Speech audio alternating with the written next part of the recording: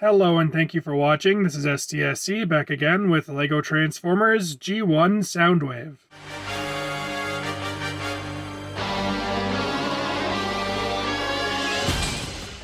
I've mentioned it before, but like many Transformers fans, I love G1 Soundwave. He's got such a simple yet iconic design, and he's easily one of the best G1 characters. So of course, when I started my new series of G1 builds, I knew I was going to have to build a Soundwave. But despite my love of the character, I decided to save him for last, making him the final model in my initial lineup of 6 G1 builds. He's such a simple design that I figured it would be nice to save him as an easy victory lap after completing the more complex designs. But now his time has come, and I'm super happy with what I've come up with. Last year I built a mini G1 Soundwave with the goal of using a more tune-accurate color scheme of dark blue and Keat orange. I was really happy with how that looked, so this time I took it a step further and tried swapping the gray for white. It may be an acquired taste, but I think it looks great and makes the build really pop. Taking a closer look at Soundwave in his tape recorder mode, you can see I've rendered his buttons with some simple tiles. While I'm not a huge fan of the rounded sides, I think they approximate the shape well enough. Moving up, you can see the tape door, which I've actually bought the parts to build in black as well. Unfortunately, the yellow stripes on either side of the door are missing. With how the torso is built, I just couldn't fit them in. And looking up top, he of course has his little eject button. Turning the model around, you can see that the back is a bit of a mess. I really prioritized having a clean robot mode and a simple transformation for this build, so the back of the alt mode didn't get a lot of attention. However, it is cleaner than any of my previous takes on Soundwave. Ultimately, I don't think it's a big issue, as it's not like you're really going to look at the back of his alt mode very often. Anyway, enough about the alt mode, it's time for the fun part. One of Soundwave's most iconic features is his assortment of Cassetticon minions. In my past attempts at building Soundwave, I've never quite figured out the cassette feature. He either just had a crappy little laser beak, or he was too small to fit any cassettes at all. But now, for the first time, I've made a Soundwave that can fit an array of fully fledged Cassetticons. These were actually the first things I built for the project, as it was really important to me that Soundwave had his minions. In this mode, they compress down to 4x3x2 bricks. They're cassettes in name only, as I wasn't able to fit any real cassette details onto them. There's not much to look at, so let's transform them.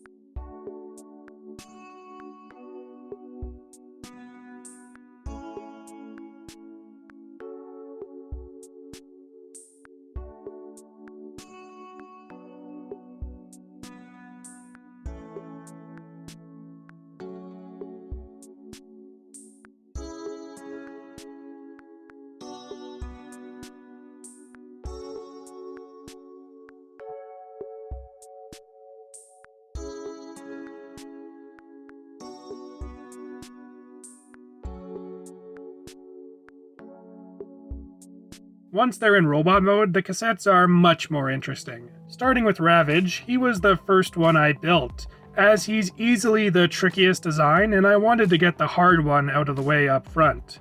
Unfortunately, he ended up a bit of an outlier amongst the group, as he's the only one that has parts-forming accessories. While they are just basic tiles, I couldn't quite get them to fit in his cassette form. Despite that, I do think he looks great. He's a very simple build, but manages to capture all the key details. Moving on to the birds, these are probably my favorite of the bunch. They look so clean and accurate, and have a really fun, quick transformation. Buzzsaw has sort of become my de facto pick for leaving in Soundwave's chest.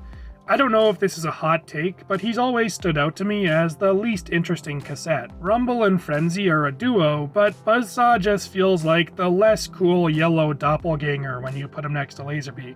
Lastly, we have Frenzy and Rumble. Focusing on Rumble, I do think this model is a bit more goofy looking than the other two, but it still captures the design well. I went with toy colors for Frenzy, as there's no way I was gonna get something decent in purple. Altogether, they're a very fun team, and it makes me incredibly happy to finally have a Soundwave with what I'd consider to be a full set of cassettes. There certainly are more cassettes I could build, but for now, I'm happy with these 5. Returning to Soundwave's tape recorder mode, there's really not much else to say, so now it's time to transform.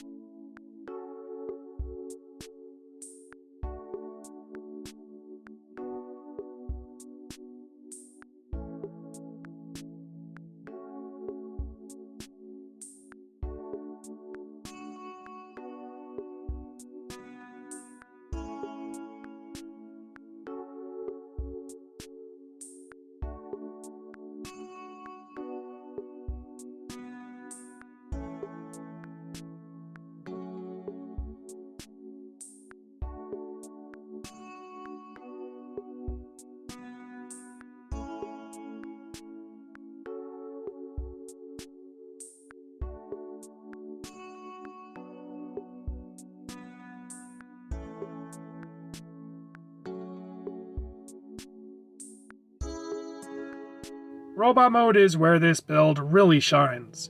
That probably goes without saying for G1 Soundwave, but I made a conscious effort to prioritize this mode. He's super slick and doesn't end up with any real kibble. You'll notice that I added his shoulder cannon during transformation. I would have liked to have it store somewhere in alt mode, but I don't think it's the end of the world.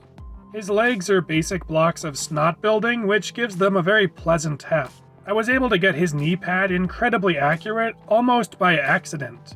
Originally, they were going to be much simpler, but I added these tiles to hide the yellow in alt mode and realized they could be shifted upwards to create the dark blue frame of his kneecap. The torso hasn't changed much from alt mode, and in this mode I still wish I was able to fit the yellow stripe. His arms sit a little far back on his torso. I wanted to keep the build sturdy and simple, so unfortunately I couldn't fit a more complex joint to swing the shoulders forward. I think it looks fine from most angles, but it can look strange sometimes. His back is very clean with no kibble except for a small ledge, which is actually functional.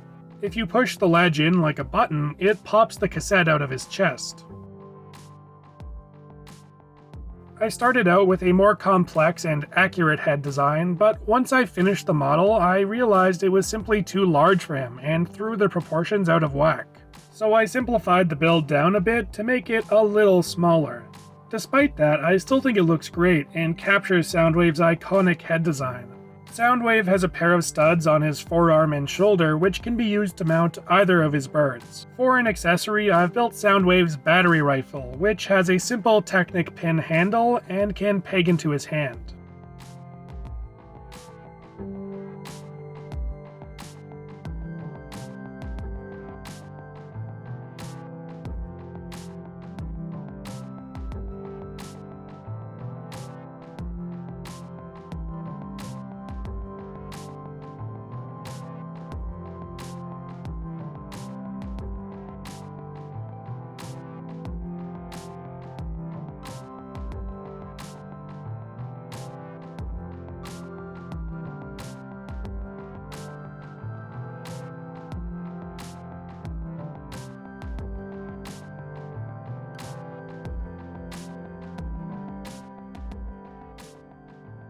Soundwave is a simple build, but it captures everything I love about the character. I have so much fun posing him with his cassettes, whether they're charging into battle or just hanging out. Scale-wise, he ended up just about the exact height I wanted, standing tall and imposing while still noticeably smaller than Megatron. This is a model I'm incredibly proud of, and fulfills my personal desire for an action figure of G1 Toon Soundwave. Anyways, now that I've completed my mission statement of building the big three from both factions, I'm sure some of you are wondering what G1 characters I may build next. But I guess you'll just have to wait and see. In the meantime, remember, Soundwave superior.